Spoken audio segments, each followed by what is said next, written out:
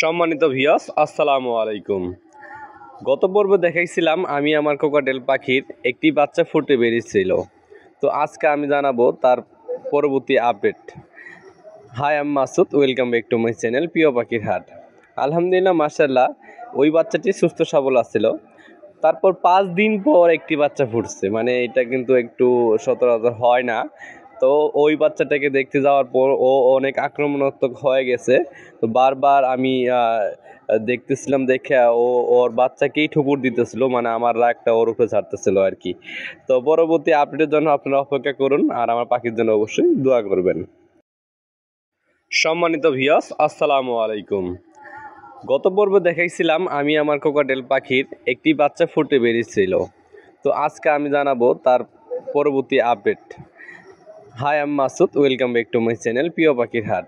আলহামদুলিল্লাহ, মাশাআল্লাহ, ওই বাচ্চাটি সুস্থ সবল আছিল। তারপর 5 দিন পর একটি বাচ্চা ফুটছে, মানে এটা কিন্তু একটু সচরাচর হয় না। তো ওই বাচ্চাটাকে দেখতে যাওয়ার পর ও অনেক আক্রমণাত্মক হয়ে গেছে। তো বারবার আমি দেখতেছিলাম, দেখে ওর বাচ্চাকেই ঠুকুর দিতেছিল, মানে আমার রাগটা ওর উপরে ছাড়তেছিল আর কি। তো পরবর্তী আপডেটের জন্য আপনারা অপেক্ষা করুন, আর আমার পাখির জন্য অবশ্যই দোয়া করবেন।